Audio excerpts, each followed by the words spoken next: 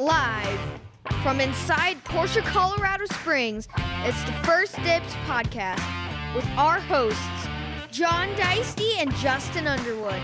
Buckle up and let's go for a ride.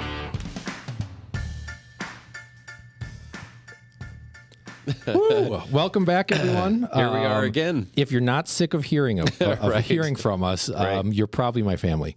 But what a wild week we've had. For sure.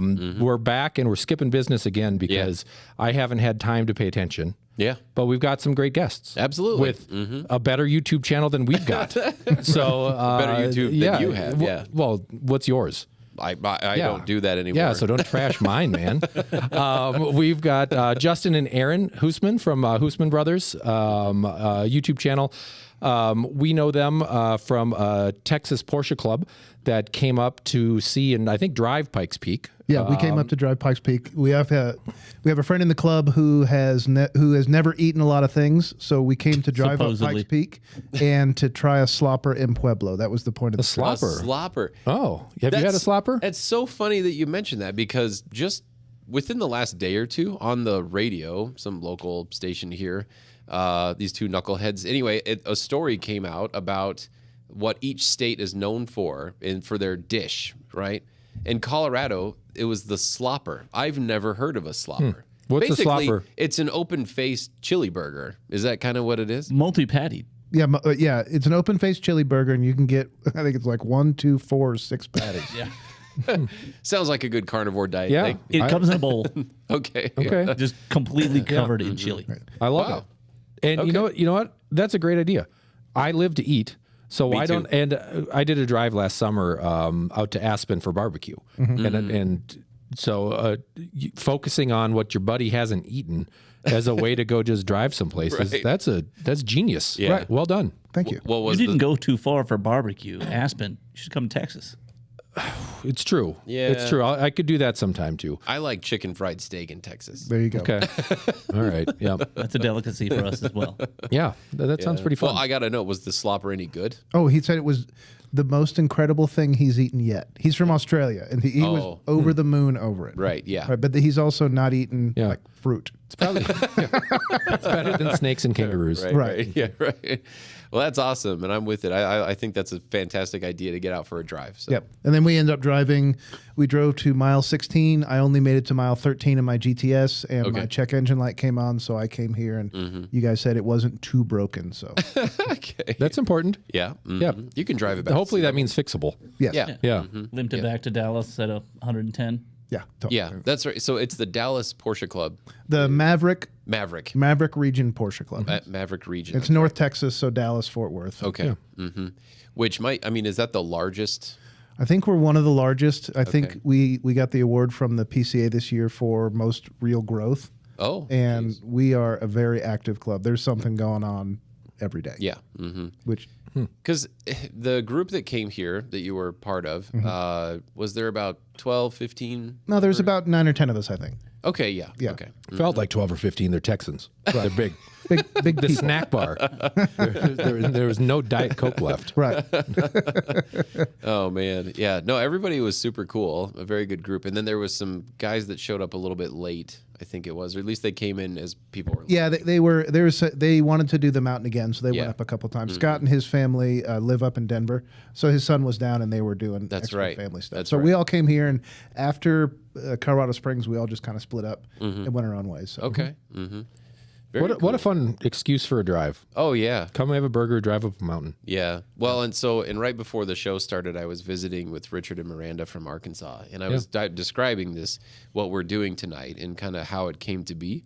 And part of that story was, this group from out of town showed up and were delightfully surprised by what was happening, what they were seeing. Very unexpected. I got to admit, I didn't expect to see this incredible stuff at this dealership. And I've been here before because every time I drive to Colorado, something breaks. But I've not spent a whole lot of time just to get the part and split. But amazing. Yeah, it's pretty fun. And that's kind of why Richard and Miranda, they've been coming here for a number of years from Arkansas. And the guy volunteers for our hill climb team now. Like, he does this for fun. He gets up at 2 a.m. and goes, to practice for fun. Rents a house for a month. Yeah, we're not paying him. We're not paying him. Yeah. Not a bad hobby. Right. Yeah. What are you guys doing in town now? Yeah. We're in town filming stuff for our channel, Husman Bros. So we have a YouTube channel where we do Porsche stuff. We drive things and review things and do buyer's guides. And we came in for the NSRA show down in Pueblo. It's a big hot rod show this weekend. Spent the morning sweating and filming, and now came up here to do the same thing in relative comfort. Yeah. At least the air conditioning is humming. I don't know if it's working, but That's true. yeah. A lot better than it was outside earlier at the show. Right. So that's a big hot rod show down there? Yeah, we've actually been coming here for a number of years. Actually, I think probably better part of a decade. We've come to the show several times. Our plan was actually to come back in our milk truck. We've got a hot rod milk truck that we built, and we've taken several road trips up here in that. And that was the plan, to come up here in that. But it broke right before we came, so Okay. we took the more reliable Cayenne. Yep. Okay. So when they say hot rod, are we talking American Muscle? Yeah. Or okay. Yeah, American Muscle. And then they let the Volkswagen guys hang out like the Harley guys let sure. the Triumph guys hang out. Yeah. Okay. Okay. That's pretty. Yeah, there's. I'm from Minneapolis, and there's a show called Back to the 50s, which is our Yes. big one at the Minnesota State Fair, and I think their rule is 1964 and earlier. Because the Mustangs are 64 and a half, right? And they won't allow Mustangs in, but anything before then is allowed. And I think there's a little bit of European stuff that can sneak in too. Right. They're not too discriminatory, but yeah. Now, Yeah, you don't see a lot of Porsches at the NSRA shows or anything good. Yeah. Yeah, occasionally you'll see one that has some crazy V8 or whatever. Yep. in it, right? Yeah. But it's mostly just hot rods and muscle and stuff like Yeah. that. So, and they've changed the years as well. There was a 2002 Trans Am there. So really nice car, but all Was kinds that of the one we just sold? we had a Firehawk. Yeah. This was a last edition 2002 Trans Am. Oh, okay. Okay. Very cool. Yeah. Wasn't ours a 2002? Yeah. It was the last year. That was the last Yeah. year. Those Yeah. Firehawks were great, though. That was They're neat. cool. Yeah, it was a cool little thing. Yeah. So, how'd you guys? Was hot rodding your first passion, or were you into Porsches first, or what was car life to start? Car life was all over. Really, we just enjoyed cars. Our father was really big into cars. Always, anywhere we're driving around, he's telling us what that year is, because of the different features that were on this year and that year. So we grew up hearing about cars. He rebuilt his first car, his MG Midget, pulled out of the junkyard, built that. Wow. And it was winter time, so we had to get rid of that, get himself a winter car. So we got a 56 T-Bird, rebuilt that. And so we built our cars to be able to get to school. Because we were poor. Yeah, well, pretty much. So we had to be car guys. Justin had a poor man's Porsche. He had a Volkswagen, a couple of them. Several of them, right? Yeah. And so that's how we got into it. And then when we got into insurance, we were motorcycle guys first. If you bought one of those custom bikes on TV, you probably talked to one of us. Wow. And then after that, hot rods and graduated into Porsches as we continued to do more and more business. Yeah. And where did the YouTube channel come from? Kind of like you guys, we decided that if we could show people. We know a lot of people. Being in the car industry, in the community for a while, we know a lot of people with a lot of cool stuff, and we thought, you know what, we can show a lot of people cool stuff. People don't love hearing about insurance. It's not really an awesome thing. We run insurance agencies, our day job, but we have a lot of people that we work with who have a lot of cool stuff that we show off. And we work with some influencers to help market for us, and we thought, why can't we do that? So why not? Yeah. It's amazing how, like, in our pockets, we've got these mobile studios that will do so much, Right. and having, like, being up on Pikes Peak and seeing the guys with the big camera rigs and stuff like that strapped to their back so they can be all, super stable. Yeah. And here's me like, and like, Right. their video's better. I will admit 100%. that, but for my purposes, I'm not going to be up on a movie screen. Right. So watching it, flicking through me on your little app, I think the video quality is great. So that's pretty fun. Are you guys wrenches as well? We do work on Yeah? stuff. Okay. I know my limits. We have a guy on our channel. His name is, we call him Cousin Rob. Everybody in the channel is a cousin, right? Yep. And so Rob helps us work on cars. It was actually his idea for us to build the Turbo S Cayenne we have. Yeah, he's got all the tools Yeah, he does. and headlamps. Yeah. Okay. Yeah, I sold him my wife's Cayenne. She told me for years and years that she wanted a Cayenne, and when I bought it, she hated it. Okay. And so she needed a Subaru, and so I sold it to him. He built it and sold it on Bring a Trailer. Okay. And then called me up and said, "Hey man, I found this Turbo S. We should do this. It's a rare car." Right. So we did it, and it's a great car. Yeah. What year is it? 2006. Sweet. Very cool. Yeah. Yeah. Lots of soot around the tailpipes. Perfect. Yes. I like it when a gas car rolls coal. Right. You know? Yeah. This one does. You can tell. Yeah. That's some quality tuning right there. Yeah, because what we were talking, they were showing it to me earlier, and you get roughly 10 miles on the highway. No, 10 miles in the city. 10 miles in on the this city. trip, we've been about 13 miles again. All right. So is it Bro Truck lifted then? Or yeah. Okay, sweet. Yeah. I haven't It's- seen it yet, obviously. Right now, it's I have it on comfort setting, low setting. Yeah. But when you lift it up, it's pretty up there. Right. Yeah. And when I pull up next to a Jeep, I tend to lift it up. It is kind of fun, isn't it? I like Right. my wife and I. We just got our third. We do dealership leases, and we're on our third Cayenne hybrid. And we put the air suspension and sport chrono, sport exhaust, and rear steering, all the fun stuff. And it's fun just to like play with it when you're at a stoplight, and Right. the people in the car next to you are like, what's going on here? This is odd. Yeah, that's pretty fun. Those things, those first generation Cayennes, they're like the size of a Macan. Like the Cayenne has grown a bunch. I think the wheelbase might be a little bit longer, but they're kind of a compact SUV, Right. compared to all of the new giant stuff, and just a freight train. They are. They are. God, freight those are train. good. And they're pretty cheap now. Yes. Yeah. And incredibly durable cars, really. And they're definitely more of a truck. I mean, they're really built. Yeah. So what's your buyer's guide advice to me if I want to buy one? Go to YouTube to Husman Bros and watch the channel. Perfect. Okay. All right. They one. need the views. All right. Right. No, really, no you want the old spoilers. lady one. I mean, you want the one that's Right. really just gone to the mall and back and really hasn't been messed up. Love the Turbo S, limited edition. Not too many of those. So I'm sure some people didn't like that we tore it up, but it was a good build. Right. The guy who had it was going to use it up. So Exactly. Yeah. Right. Is there anything irreversible? I sold the wheels, and I kind of regret it now that I own it. Okay. So we were originally going to sell it on Bring a Trailer, and it had the special wheels for that year. Yeah. And after we put the new wheels on, I sold it, and I should not have sold the original wheels, but that's a big regret. Yeah. But you know what you had to do? Store them. I know. Yeah. Right. And right now in my life, all I want to do is throw stuff away. Right. Yeah. Like, God, how many old computers do you have in your garage? Oh, too many. Right? And monitors? I must have 4 laptops in my office. Yeah. I can't Why- get rid of it. Exactly. But why? Why can't we There's get rid of this stuff on there, and somebody might steal it. Sure there is, but how are they going to get it off? Like idea. my charger from my 2007 MacBook has been fried for a decade, Right. and you can't buy a new one. Yeah. So I don't know. I should just burn it all down. My Well, gosh. yeah, that's. I don't know. I don't know where I came from. Do you have other Porsche cars or what? Oh, we have a lot of Porsches. Okay. So we have a 2005 Cayenne S that we also lifted. It's all wrapped like a rally car, and it's got lights on the roof and all that sort of thing. That's our company car. Employees get to drive that one around. Okay. Right? We each have a 996. Mine's a 2001. Mine was first. I He got it bought his first, and I got Yeah. jealous, so I bought one.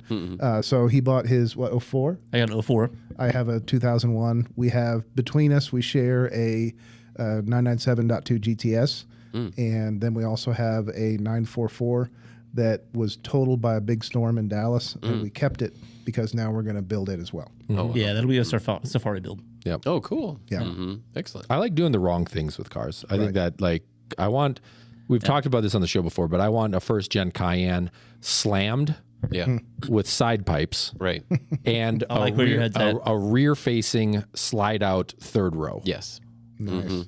That's awesome. Right? Yeah. I like it. Camera car rig. Camera. And so I tried to convince everybody here to do it, but we didn't. We Yeah. just went lifted route. We had the right people involved and Yeah. everything. Oh, Yeah, I mean, you've got all the Yeah. people that you need to do right? this. John's Yeah. made some amazing connections, but the team at West Coast Customs they were willing to build it. That's true. Yeah. How is this not a thing? Hey. yeah. Yeah. You guys listening that know what we're talking about? Yeah, I know. Like, Why is this not a let's thing make yet? this happen. Just give us an expense account. Yeah. Let me tell the parts guys. Just put it on MJLPO 7002. That's right. And that will work. That's right. Mhm. Yeah. Think about all the cool stuff we could do. Absolutely. Yeah. We need. Maybe we should start an insurance company. Right. These guys are living our best life. Right. Right. It's not been fun up until now. All right. Well, Frankly, now is not the best time to own an insurance agency either. how long have you guys been in it? 20 years. Yep. All right. 20 long years. Yeah. Yeah. So the Phoenix Insurance, which is our agency, we've been around for 14 years now, and we've been in the business for 20. Cool. And we are one of the largest classic car insurance agencies in the United States, classic, exotic, and so on. Yeah. Wow. So, do you represent then multiple different like State Farms and Progressives and stuff like that, or is yes? Okay, not State Farm. That's a captive company. Okay, so, sure. But we sell a lot of Hagerty, a lot of Grundy, and then we're big Safeco agents, Travelers agents. So we're independents. You tell us your use case, we'll tell you who's interested in doing that with you. Okay. But you can work outside of Colorado. Oh yeah, we're based in Texas. We're in what? How many states? About 35 states. Yeah. Oh, geez. Yeah. Okay. Right. But Colorado is probably our second biggest state. It's close enough to drive a crappy hot rod to.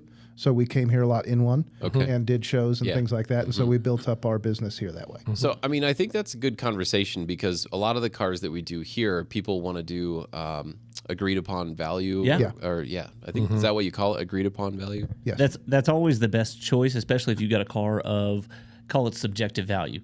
Okay. No NAD, Blue right. Book for some of these cars in here. So when you've got a subjective value, it is the best choice. But it all depends on how you're going to use it. Right. And what you're willing to sign up for. Yeah. So being the used car guy and classic guy here, I'll get asked at least a few times a year, hey, can you do a valuation for my, just the other day, it was an 87 911 coupe it's a one-owner car.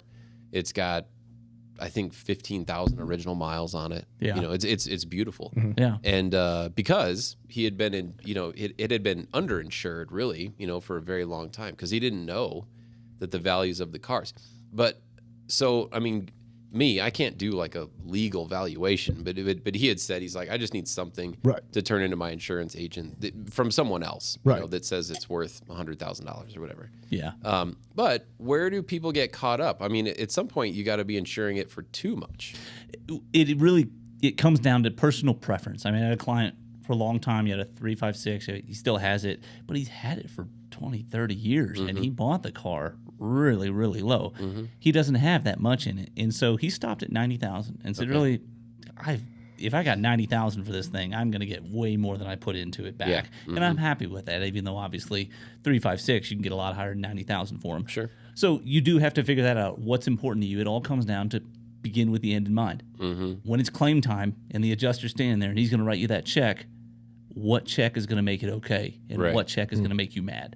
Okay. Because if it needs to be 100 for the right car, if it makes sense, then that shouldn't be hard. And if you're working with the right advisor who works on these type of policies frequently, they've got good relationships with underwriters, you really shouldn't need that much paperwork. It should justify itself. Good underwriters know the market. They know what it's worth. When you bring them 100,000, they say, there's no way that car's worth 100,000. I'm not insuring it for that. Right. And as an agent, documents. And as an agent who does this a lot, we can absolutely go to them and say, we agree this is worth this. Right. And, you know, whereas a lot of agents can write what we write. It's called as a convenience. It's not their bread and butter.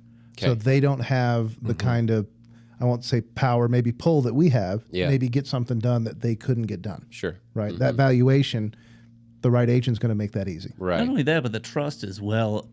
Our underwriters are used to us coming to them with six-figure cars. Yeah.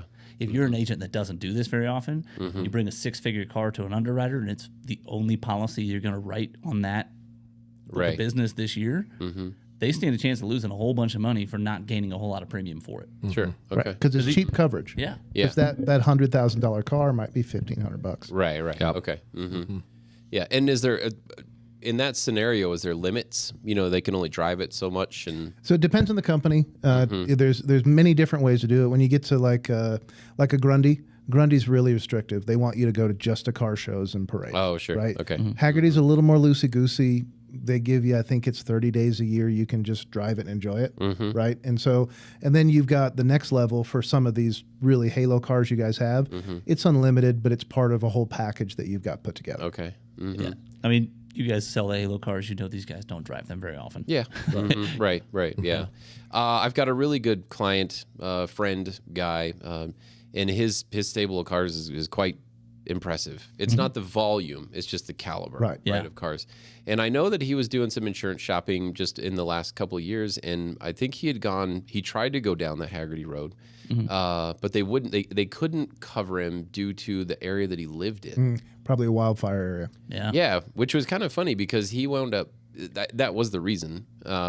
And I think he did his own research to see when the last fire was in a vicinity of that area, and it hadn't been for a very long time. They do. But it can, So anyway, I and that makes sense to me. So when I know that some of these, people that live in actually pretty wooded areas that have Haggerty, I'm thinking, I wonder what some of that difference is.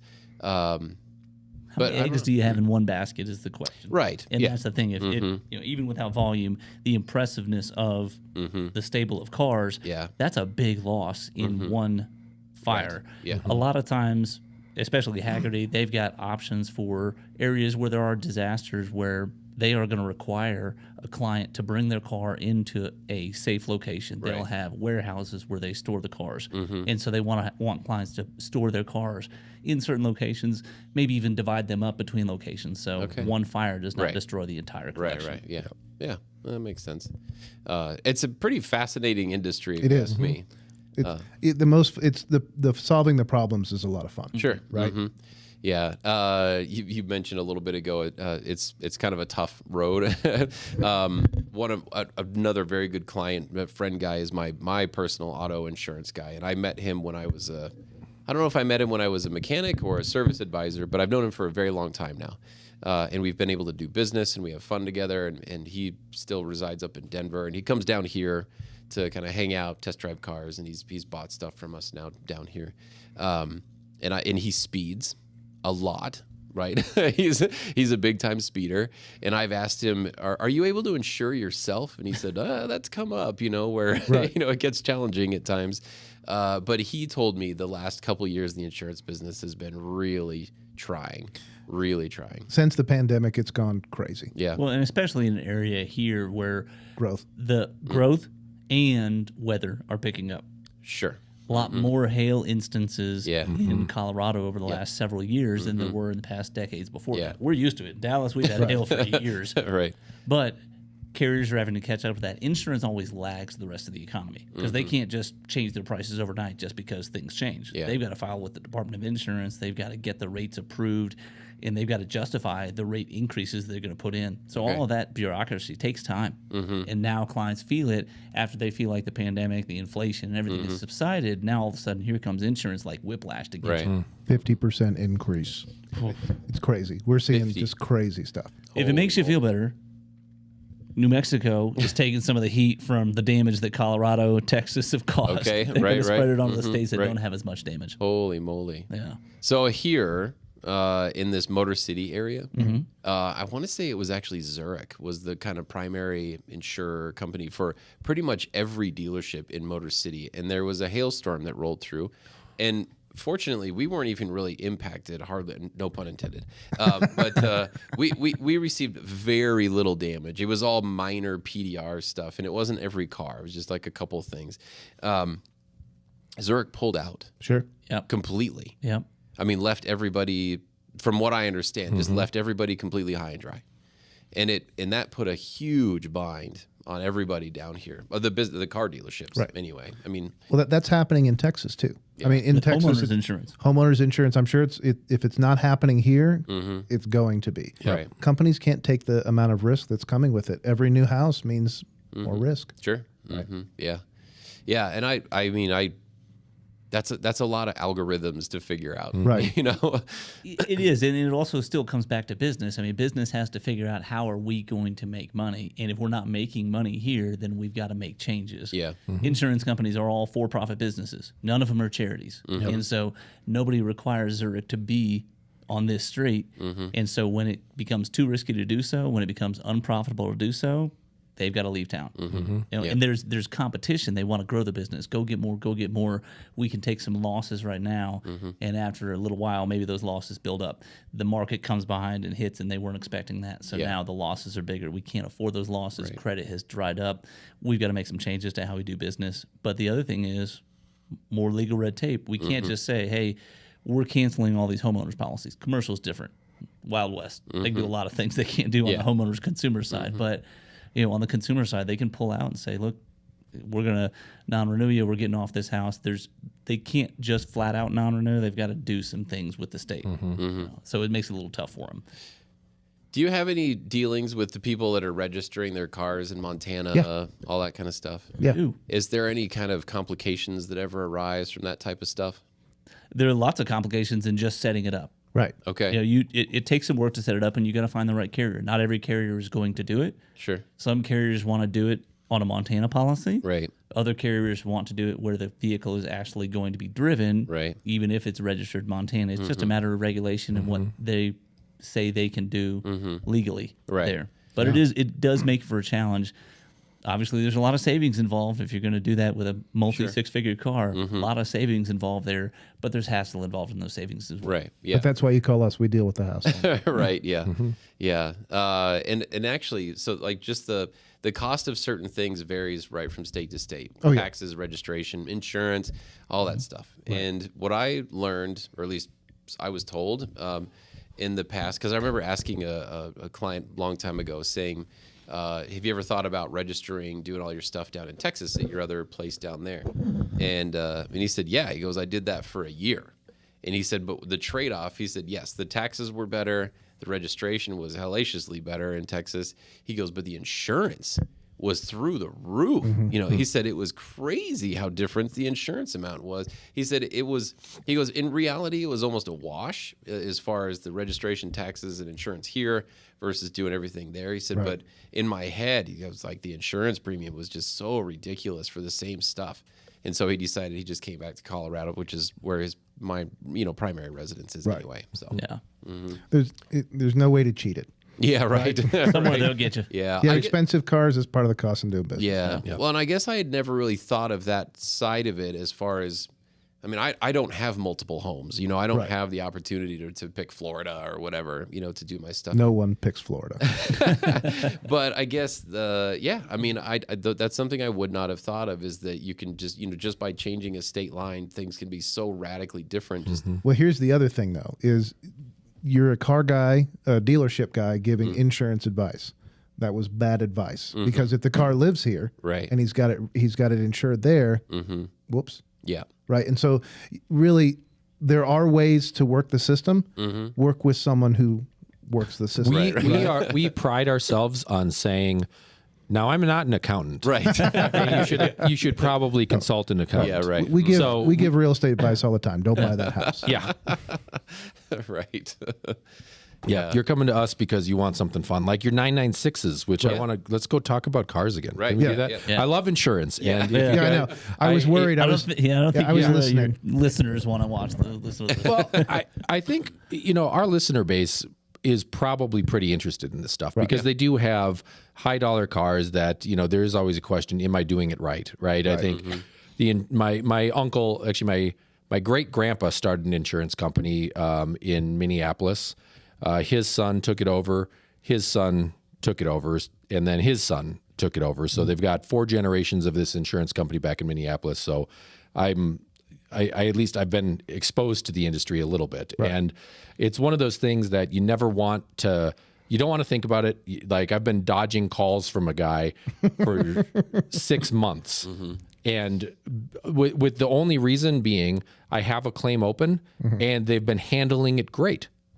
And I don't know that I want to change to save $1,000 a year when I have something that when I don't care about it until there's a problem. Right. And if the problem is being taken care of correctly, I don't have incentive to switch. That's a smart way to approach insurance. You sound like a great client. We'd like to have you. Well, yeah, exactly. Yeah. Well, to me, that's the whole thing, right? What's $1,000 a year? Right. It's not a big deal. But if you don't fix my roof, right, that's a problem. People are always worried about getting screwed by the insurance company. Yeah. The way the insurance companies have been screwing people for years is running commercials that say it's got to be cheaper and it's got to be faster, because it's only cheaper if you don't have coverage, and if it's fast, it's probably not perfect, right? And so that's the way they've been screwing you. But yes, let's talk cars. Enough. Yeah. So you guys have 996s. Yes. Were those the first Porsches? No.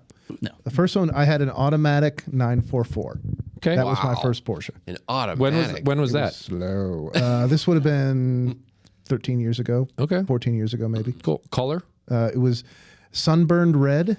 which meant it was sat in a carport, and so the front half was sunburned. Right. So we wrapped it with Phoenix livery in white, and then I ran it into a retaining wall. I was wondering if you were going to tell them what happened. Insurance fraud. I felt like such the man when I posted on Facebook, just wrecked my first Porsche.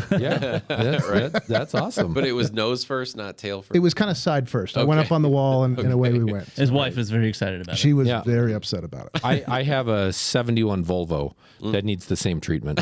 No, it wasn't on purpose, please. Yeah, I know. Insurance commissioners. Yes. I'm not. They don't listen to this. No. No, that was the first one, and then we bought 996s because I think that they're one of the best. I think that's the best way to spend $25,000 right now. If you can find me one for 25, come to Texas. really? Yeah, Can you find me an aero kit? can't do that. No. Okay. Now I've got most of the aero kit on mine actually. Yeah. That's all I want. I want the front bumper, the side skirts, and the butt cheeks. I have the side skirts and butt cheeks. Unfortunately, mine doesn't have the bumper, and it's a convertible. Okay. Yeah. I'll take that. I've grown. Convertibles have grown on me lately. Yeah. Yeah. Now they're both Carrera 4s, Okay. but we actually converted his 4 to a 2. Okay. My axle boots were torn. Yep. And there's a Renline. Sorry, Renline makes a conversion kit for the 996. So we did some videos on how to convert it, and it's fun. It's a lot more fun. My friends are all laughing at me like, you could have bought a 2 for cheaper, but you know. I don't know. I mean, I think you're in the same range. yeah. I want every Porsche I've ever driven. But what I'm having this dilemma of do I just sack up and save and get a newer one with a warranty, or do I keep my daily driver and then try to find the nicest 99 Aero Kit 996 that I can? Warranties are for BMWs. That's a good point. He's had those too. Yeah. Yeah, no, it's true, and they were all under warranty, and but I just. You're right. They're very robust cars. And I like an old car too. I think the 996 is a simpler car. Yeah. I mean, it's not a 356, but it's a simpler car than the modern ones as well, and it just feels It's mostly analog. right.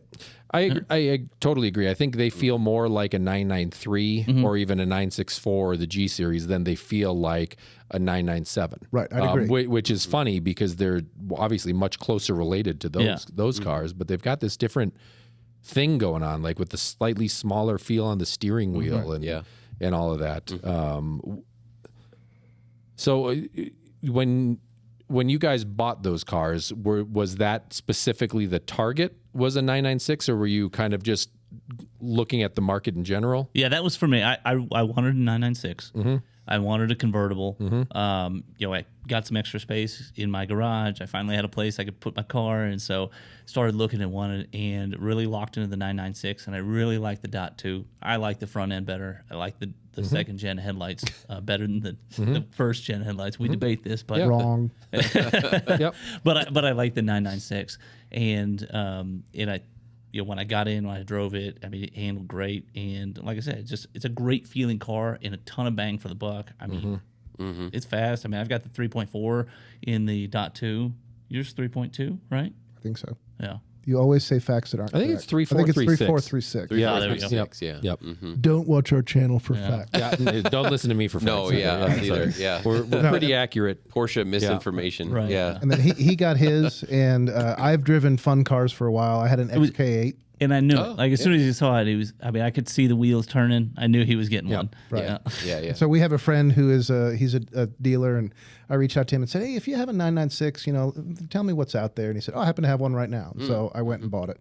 And That's he cool. was very mad with me. You had an XK8? An XK8, yes. What I year still have was it. that? It's a 2001. Oh, So okay. I thought it was smart. That was my daily driver. And so I thought it was smarter to go from a 2001 Jaguar to a 2001 Porsche. So, and it was relatively. That's the XK that's still round. Yeah, I think this is the best looking XK. Those are great. Yeah. They're beautiful car. I couldn't get rid of it. I've still got it. Yeah. So They it's look like they're on stilts a little bit to me.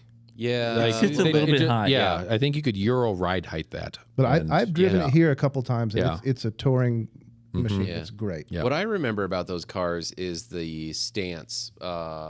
It's wide. It's too wide. And so what happens here, especially in Colorado, where we have a lot of ruts in the road, a lot of camber, is you just go throwing it all the time. You just get tossed. You can't drive in a straight line. It just won't do it. Speaking of roads, I have to say this: you guys' roads are terrible. They are. Terrible. Oh yeah, they are terrible. Yeah, if it ever snowed down by you guys or froze, then you'd have to. Then you could talk. We were driving back. What is is it 35 between here and Trinidad? Is that the big highway? 25. 25. Yep. So we're driving back to Trinidad after our trip, and we hit a pothole that launched my 997, and everybody was on the radio saying, "Oh my God, are you okay?" It looked scary from the outside. Wow. Yeah. I know Jag quite well, especially that era. So when I was a mechanic, I was moved out here by a dealership, and it was a dual brand store. They did Porsche Jaguar, and they said, we're going to cross train you on Jag because they needed some help there as well. And I thought, oh, that's weird. It's like working on a regular car. It's like, but anyway, it was great. I learned a ton, and the XKs were super fun, like really neat. And they had some special series that would come out, high horsepower and XKR, stuff like that. Or S100 was one of them. That was a pretty cool car. Well, anyway, water pumps. We used to replace so many water pumps on XKs. We would do it while people waited. Really? That's how fast it became. I've done mine, and I used to be able to say that I have done so much to it that it no longer leaks. And then my power steering gave out after my last repair. Oh, sure. So it was liquid type for a very short time, which was exciting. And I used to replace hydraulic lines for the convertible top. Yes, those were bad. Because they used was it a Pentosan? Anyway, they used some kind of a whatever hydraulic fluid, but it just turned to this nasty gel. And so you'd get a complaint where client states rear view mirror is dripping liquid. Right. Right. Just hydraulically adjustable rear views. And then whatever that chemical was, especially if it was Pentosan, it drips on the dash. And if it stayed there, if they didn't wipe it off real quickly, it would ruin. It would just bubble. It would just completely destroy the dash of the car. There are very few good-looking XKs out there anymore. Yeah. They were getting fewer and further between, which is why he had to get a 996 to not destroy the good example that he has. Yeah. When cars get cheap, it's just trouble. Like 986 Boxsters. Yeah. Oh. They got so cheap that seeing a nice one now is so exciting. Yeah. We've got a client with a speed yellow with the green interior. Oh, so cool. Oh, God, that thing is sick. so cool. And it's so weird, but it's been so well cared for. I think it's a 3-owner car right now, but the last 2 guys, one of them worked here, and then when he moved to Aspen, he bought it, and then he sold it to another buddy. Right. But, it's tough when they get so cheap. And I feel like a lot of the early, the 90s and 2000 sports cars and also 944s just got there where the 914s, I never saw a nice one until now. Yeah. So I think the first gen Cayennes are there right now. Yeah. That Turbo S that we bought we bought it, and it needed a ton of work, even aside from all the stuff we did. And I think it was beyond the guy who had it because he bought it cheap. And it was beyond his price to get it fixed. It was just too expensive. yeah, repairs are still Right. It's still a Porsche. $100,000 car repair bills. But the thing cost you 20 or something to buy. Yeah. Wouldn't that be nice if the car got cheaper, but then the repairs also Exactly. That would be delightful. Yeah. I was walking through our service department a couple weeks ago, and I saw this beautiful black Cayenne. And I walked up to it, and I was like, ooh, it's got red brakes. And then I walked around the back, and it said GTS. And I was like, ooh. And then I looked in the window, and it was a manual. Oh, man. And I was like, oh, my God. So I took a picture of the VIN number. I haven't gone down the rabbit hole of doing the research, but that thing just sounds like a crazy great idea. Yeah. Oh, yeah. That would be pretty cool. Yeah. It's just dumb. Like, I mean, you show up to the valet, they get in like, oh, I can't drive a manual. Right. Like, and they don't expect that. They're like, it's an SUV. I'll be just fine. But then they let you park it yourself right out front. Exactly. Yeah. So, no, I mean, that's everything's great about it. Man. Both of our 996 are manual, and I got to tell you, I feel like a kid again, rowing like a race car driver sitting in traffic at 20 miles an hour. First gear, Right. Yeah, we went out to Porsche Palooza last fall. Oh, sure. Up in Eureka Springs, and I took the 996 up there, and that was a blast. Just doing all those drives, going through all those 2 lanes, rowing through gears. It was a great time. It just is. Yeah. Yeah. When you get a downshift right, just that's happy. I got to drive. I have a client that has a 1968 911 hot rod. that he bought from us, and he had some concerns with how it was running. And I got to drive it today. There are no concerns with how that thing is driving. I took it up to Pikes Peak and back, and like getting the downshifts coming down the mountain and hearing it rev up through the gears and back down and everything. I mean, I need to make more money. I don't know what I need to do, but God, to have one of those, it would just be a dream. I was with a friend the other day who he had a friend. There was a guy bought a car. He works at a Porsche dealership in Porsche Plano. Bought the car, turned around and sold it, made a bunch of money on it. I am buying the wrong cars, right? Can we do that? What? Can I? No. Put The guy who worked there, list? the guy who worked there, he brings them in and sells them. So it was someone else who bought it and then brought it back. Okay. To sell it. Well, I was thinking I need an ST. right. Yeah. So speaking of special cars, though, when we were here last time, you guys said that you don't play favorites. You work with people to try to get them the special cars. Is that true? Yeah, I mean, the special cars are impossible. Yeah. Even for a podcast guest? Well, I'll get you one tomorrow. Yeah, I've seen your paycheck. Yeah, It's impossible. just tell me. But in all seriousness, it's so hard as a salesperson because like I'm as excited as you guys are about these cars. Yeah. Right. And all I want to do is be able to sell you one. And like the ST, when that thing was a rumor 4 years ago, people are calling saying, "Hey, I want to get one. Can I get on your list?" Right. So if I would have told everybody, I would have had a list of 25 people personally. There's 6 of us here. Right. We got one. Yeah. Yeah. Right. So how do you do it? Do you is it you have to come buy a couple cars, or I don't is know. it just luck? I don't know. I don't have to deal with it. You don't okay, that's easy. And that's what I love. I You mean, know what I'd like to see, just as an outsider? I'd like to see some sort of competition, like a Hunger Games kind of thing. Oh, wow. that's a great idea. How many dollar bills can you shove in John's pocket?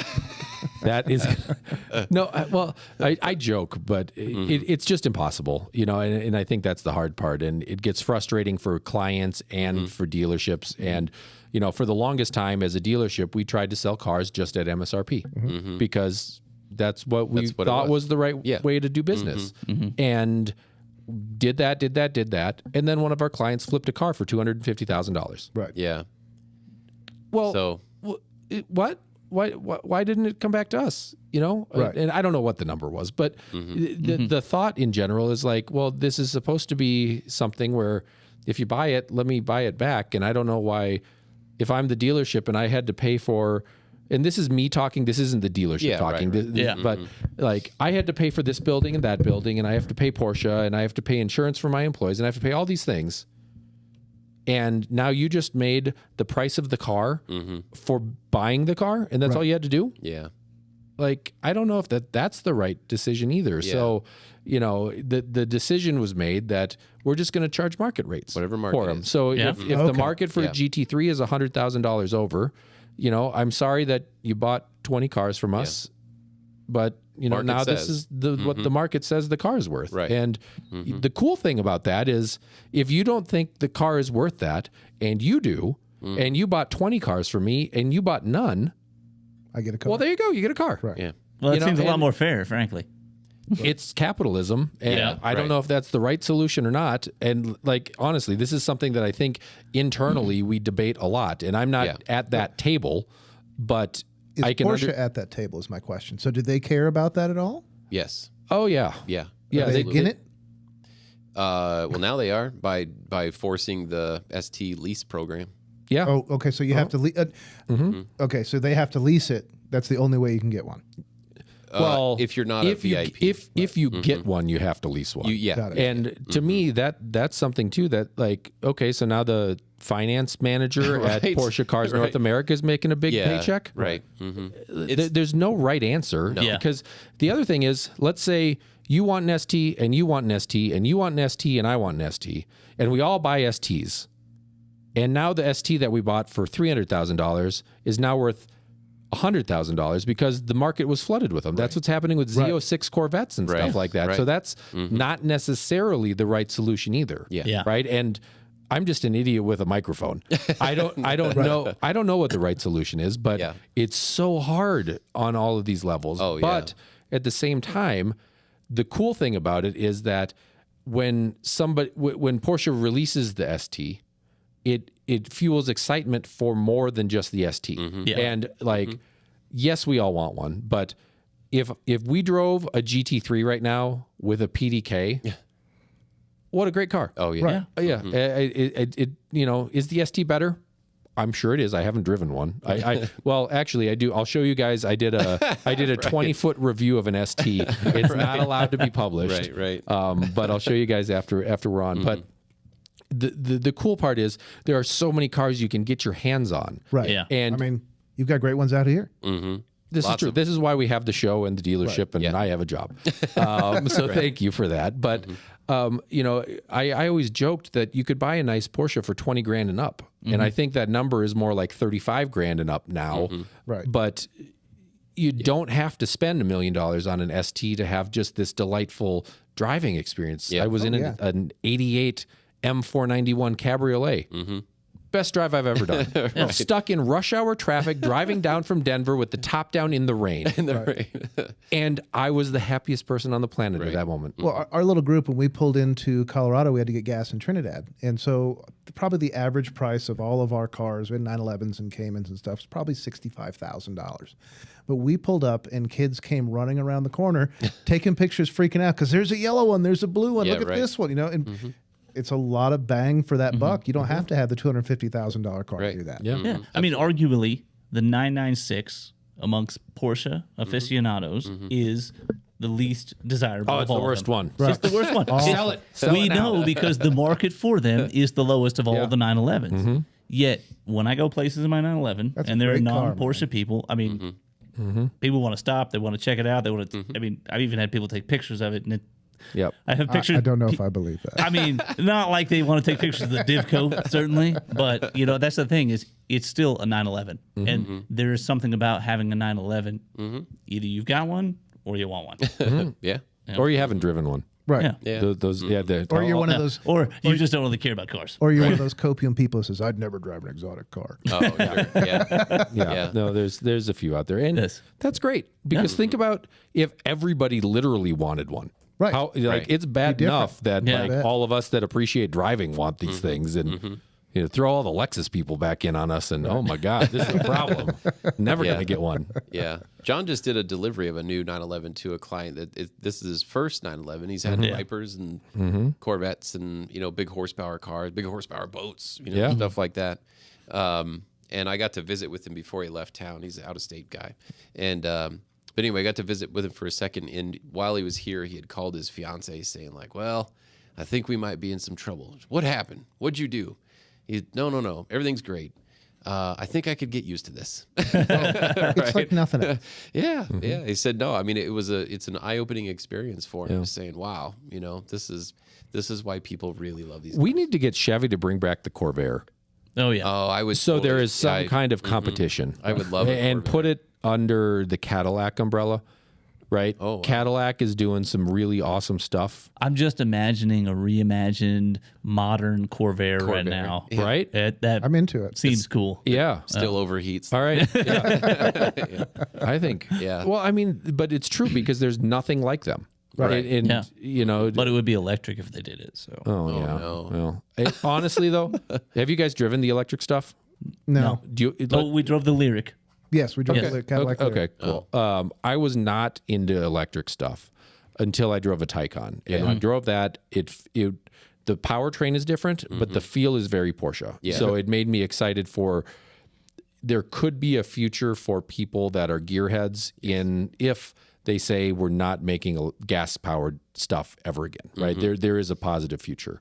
The new Boxster Cayman is coming in electric, so I am excited for that as a possibility. Yeah. Oh, that's going to be It's going to be great. awesome. As long as people can modify them, people will modify them. Yeah. Yeah. Yeah. It's You can all make coming. it your own and make it drive the way you want, look the way that you want. Yeah. People will do it whether it's electric or gas powered. Yeah. What have you guys done to the 996s? I haven't done anything to mine. We've really messed around with yours. Yeah, we converted it to two-wheel drive. What else have we done? Really, a lot of maintenance actually right now. Yeah, just maintenance stuff, really. Okay. I mean, it's a 80,000-mile car, so doing all the maintenance things. They put new wheels on it, that's for sure. Yeah, it came with some. I think 997 or 991 turbo wheels on it, so big 20-inch wheels. Oh, geez. And around Dallas, it was fine. I thought it looked cool, but around Dallas, I have bought either 3 or 4 tires this year. So I just got fed up with it, took them off, and bought some twists. And now I have another set of wheels to store. Yeah. And I learned my lesson from the other ones. I'm like, well, I don't want to give these away, but I also have 4 wheels that I don't know what to do with. Yeah. So we've done that to them, and I think that no real mods. I've got tell you the best mod that I did, only mod that I did, my mats. Those factory Cocoa mats. Oh. Terrible. They're sliding all over the place. Right. Got cocoa mats. Love them. They look great. Got the checkered pattern. Looks fantastic. Yeah. But the next thing really is exhaust. I want to do some new exhaust. Yeah, so I'm gonna do. I think it's Pfister. Yep. Oh, Right, so I'm gonna do a pair of those, and then he's gonna do a full exhaust. Yeah. Just trying to decide which one. I got to hear a bunch of exhausts so I can see which one I really It's like. the hardest thing. I know, because like once it's there, it's there. But you don't drive yours all the time, so you can go as nutty as you want. Well, agreed. I can't. I just want to. You got to get the right sound. It's Yeah. It's like I want to have a lineup of all of the exhausts so I can just go hear the different 996s. Okay, Yeah. which sound do I really like Yeah. the best? I have a Subaru WRX. Yeah. It's a 2022. And all of the reviews that I got it before I could drive one, they weren't available. And all of the reviews said the car is too quiet. So I said, okay. So there was an option to do STI performance mufflers. All it did was change out the rear muffler boxes. And I hate it. It's not too loud. It just doesn't sound good. Right. See, and the 997 has Fab Speed exhaust, and Yep. it's awesome. Yeah. Incredible. It howls like you wouldn't believe. Exactly. It's got to be the exact right And one. you got to find the one that's right. I mean, You know what I wish they had? I wish they had the stereo shops where you can go and you can push the different button and hear the different stereos. They should have an exhaust one like that. Yeah. So you can hear your car with that kind of all exhaust. right, guys, turn off the microphones for a second. What we need to do is start a YouTube channel. And all it is a sound room Oh, boy. recording, a sound room on a dyno, and you're just recording different exhausts. And manufacturers send it to you, and you just drive it at different throttle positions. And all you have is on one side, it's speed. On the other side, it's throttle position and gear. And you can drive it at different loads, and people can put on headsets and just ASMR it. And I am here for it. Right. That's Yeah. awesome. That is a brilliant idea. well, there you go. Let's get on it. All right, I get 50%. Right. But no, you're right. It's impossible to try to figure it out unless you have somebody who has that exhaust that you love. I think the guys at Soul Performance have been doing some awesome stuff. Yeah. There's the big names like Klein and Dundon and that, but which I think all of those guys do a good job. But which one do you want? Do you want the raspy? Yeah. Right. Do you want the deep? I want the I gotta hear it. It's the right raspy, the right deep. Yeah. To go for that. But right now I'm relegated to just listening to people tell me you should get this one. I have it. I love it. Right. Yeah. I mean, from that time period of the 996, Fab Speed was a really great exhaust. Right. Yeah. That's stuff that there's certain generations of cars exhaust will stick with me, but no, Fab Speed was doing a lot of really great things with 996, and even on That's their the website, one that keeps coming up. Yeah, though even on their website, they did have the videos of the takeoff and the videos of idling and that kind of stuff. But you're listening from your desktop, you know, and so but yeah, no, from that generation, Fab Speed was doing a lot of really good stuff. Yeah. I bought mine to mod because there's nothing to mod on a Jaguar. It is what it is. Yeah. Right. So I bought mine to mod, and I've just been doing that maintenance stuff so far. Sure. I think next I'm going to paint the shift tunnel in Lapis Blue, color the car, and I'm going to put a short shift kit in it. Oh, cool. So Okay, very cool. 997 short shift or shorter shift? I'm not sure. My friend, so one of my friends who is a real nerd, he says that the Amazon $20 one is fantastic. And so look for a video for that on Husman Bros. Interesting. There you go. Yeah, he says it's great. So he's done it in his. The Amazon $20. $20 Amazon Porsche 996 short shift. Wow, Yes. that's crazy. Some kid with a 3D printer. Yeah, Yeah, right. who knows? I used to install a lot of B&M short throws, and I didn't like those. It was too notchy. So yeah, mine's a daily driver, so he says it'll be reasonable for daily Yeah. and short enough to make a difference. And then a stock 997 shifter is a direct replacement, direct bolt-in. That is actually a pretty nice upgrade. Really, I've heard that as well. It's smooth, right? And it's 27 to 30% shorter just in the standard. And then if you do the 997 short throw shifter, same feel, but it's I like even that shorter. one. Really? Right. First gear is a little tough. Well, Until the car's warm on the 997. 997. Yeah. That's just 997. Yeah. Do you do shift cables? No. No, you don't mess with that. No. Okay. Not if you don't have to. Oh, The I only thought time I thought I heard like you could do 996 Cup car shift cables, and those were a big upgrade in the feel. Ooh, I don't know. I don't know. Go dive down a rabbit hole. Yeah. on that. Scott will know. He has a 996 GT3, one of one. What, It's a Carmen? crazy- Carmen or something. It's Carmen? crazy purple color. Yeah. So Beautiful car. he knows that car. He doesn't mess with it. He has a Boxster Yep. mess as well. Right. Yeah. Yeah. No, those are good. Those are tasteful mods. Yeah. Those are nice. And I'm not sure what next. We'll see. Yeah. Yeah. Yeah. The great part about them is they don't need anything. Right. And it's just Yeah. like, I want to fiddle with this. I a little didn't bit. have to Yeah. convert it, Yeah. but I also I knew I was going to take the axle out anyway. So why not do something fun? Yeah. Yeah. Right. Yep. I like the rear wheel drive thing. Yeah. That's kind of cool. And It definitely feels different for sure. Yeah. It feels lighter, and it I don't It know. felt a little juicier. Yeah. Driving it after you did the conversion. It saved 80 I don't know if pounds. it's in my head, No. but Yeah. Less stuff to spin up too. yeah. Right. Less drive shaft weight and all of those things make little bits of difference. Right. Yeah. I'm curious, the conversion kit, I mean, other than removing the axle shafts and then the cardan shaft piece, what else do you do? Well, it's a beautiful machine piece that goes in for the spindle for the ABS. Oh, And so you just take yeah. off all the parts basically. Yeah. Yeah. Yeah. And, Okay. and you just put that in there. And that's Yeah. it. So it's not really a conversion kit so much. I could just sawzall the ends of the axles off. But Right. I figured why not? Yeah. Right. Because I'm a niche micro influencer, I got 20% off. So Oh, that's pretty cool. That's pretty fun. Can I get that on my business card? Well, Yeah. you guys have 5,000 followers. And Yeah. so we would be, well, you, not even we, you would be niche mini micro influencer. Mini micro. I'll take mini micro. how about a niche nano influencer? Yeah, whatever. If I influence one person, Yeah. Yeah. that's influence. Poor person. Yeah, I saved somebody's life. Yeah. Maybe. Yeah. Maybe I did. Well, do you still have a front differential in the car? No, that comes out too. So it saves. I think it saves like 87 pounds. Sure. So you can just take the axles off, but we took everything out. Yeah. Because why not? Yeah. And now it sits on a shelf in my garage next to the wheels I'll never sell. Right. And more stuff to store. Yeah. Well, hey, that's how the Emerys got started, right? Right. Collecting parts. What's the name of their company?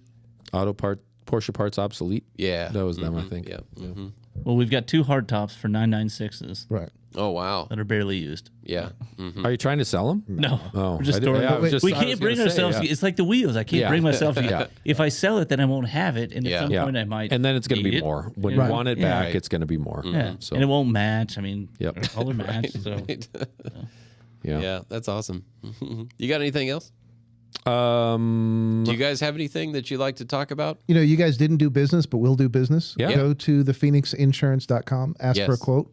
We would love to have one of our advisors talk to you guys about your insurance and help you make sure it's correct. yeah, check out our YouTube channel for the Phoenix Insurance. Learn everything you never wanted to know about insurance.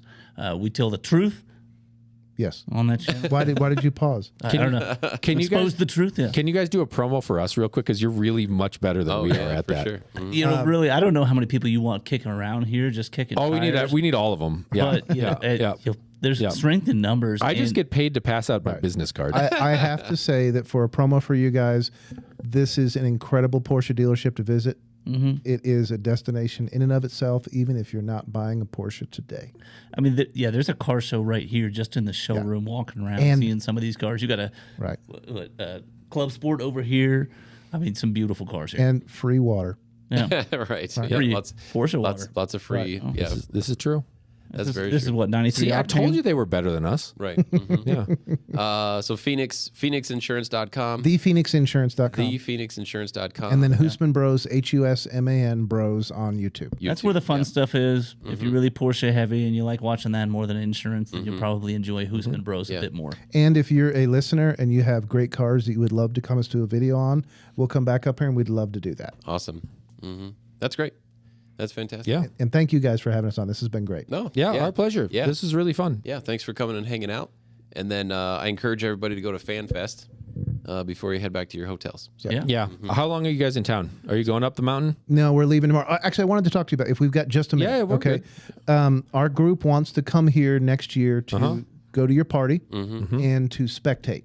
So spectating. Yep. How should we do that best? Buy tickets early. Yes, very early. Carpool. So drive up here and then rent a 10-person van. Right. Because then you'll all get, if you stay at the same hotel, you all pile in the van, you get up on the mountain early. If you drive up, I would say drive up Wednesday morning. Take that as a day to do whatever you want. Our party starts at 5:30. We'd love to have you. Get practice tickets for Thursday. Maybe Thursday, Friday. We went up for practice and so woke up at 2:15. Left my house, was down here at 3:30, met some friends, was up on the mountain by 4. It's pitch black, nothing's happening. You're wandering around the rain. It's the most miserable day you've ever had. You want to go home. Sounds great. It is. Right. And then all of a sudden the clouds break and it's beautiful and you're on the side of a mountain and it's practice is so relaxed. Like I could have walked across the racetrack between cars. Really? And you don't because you know it's dumb and you're going to get kicked off the mountain. But you could. On race day, there are barriers. But you can get up and see the cars, and practice is fun because like the cars are just turning around and they make a run. They probably send 8 cars up. And then 20 minutes later, they all come down, and then they send them up again, and they practice just the first third or the second third or the last third of the mountain at a time.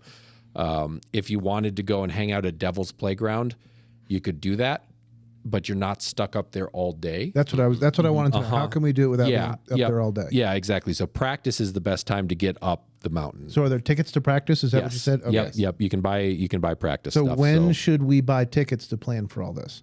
I think they go on sale in April. Yeah, something like that. Right. So April, May, you're probably okay. If you're buying stuff in June, it's probably too late. Right. So practice and Devil's. Devil's Playground is all the way up. It's a parking lot at like 13,000 feet. And that's the final section that you get to watch. Pikes Peak isn't a great like spectator race in terms of you see cars lapping and stuff like that. But I think it's a great spectator thing because you're up on a mountain and there's race cars. Right. Yeah. You know, and you get to hear them. And like, it could be 2 miles that way, but then all of a sudden you hear pop, pop, pop, pop, pop, and it's just, it's the best. So reach out. We will. So the first thing I think, go on ppihc.org is the Pikes Peak, their website. If you register with them, they do a great job sending an email a week, just talking about this driver is doing that, this driver is doing that, things, and they don't flood it. But then when tickets come available, they send you one that says, Pikes Peak International Hill Climb tickets are available. Buy them now. Yeah. And you can buy one ticket for like $200, or you can buy 2 tickets for like $200, or you can buy seriously, because just give us $200. Well, the big problem is parking up there. Yeah. So they incentivize you for bringing a bunch of people. So I bought 2 5-packs, and they're like, you know, 20, 30, $40 a piece. I don't remember what per person it is. So if you can get a big truck to bring your whole crew up, you don't have to deal with parking. Everybody's up there already, and it just makes it a lot easier to deal with. Well, I think you can almost guarantee there'll be a Husman Bros video about your party next year. Yeah, for sure. And then we're going to come up and do mountain stuff too. Yeah. No, I'm exhausted right now. Yeah. And sure. I know this is a big week for you guys, and thank you so much for having us on. It's totally our pleasure. I feel recharged when I do this. Yeah. So I appreciate the fact that you guys were willing to hang out and do this. But Pikes Peak, I think, is the coolest thing that happens in Colorado. Yeah. You know, there's X Games and stuff like that. That's all cool. But this is, you know, we get the best racing drivers in the world coming with manufacturer teams. Right. And then you've got this great contingent of all of these crazy is the wrong word. Crazy in terms of their enthusiasm, not that I think there's something wrong with their brain. Like families that have been doing this for generations. And once you're up there and you experience the whole race once, I don't think you'll ever not want to do it again. Yeah. And it's just the best. So we'd love to help you kind of plan a trip. So let me know. Yeah. Awesome. We will. Yeah. On that, call me. 719-219-5044. Ask for John. That's Nancy's phone number. And tell her that you're looking for some Pikes Peak party planning advice. That's right. That's right. But for Justin and Aaron, and Justin and me, John, this was the First Dibs podcast. Check out the Husman Brothers, Husman Bros on YouTube. And thephoenixinsurance.com. Yes. Yeah. Yep. And thank you guys. Yep. Thank you.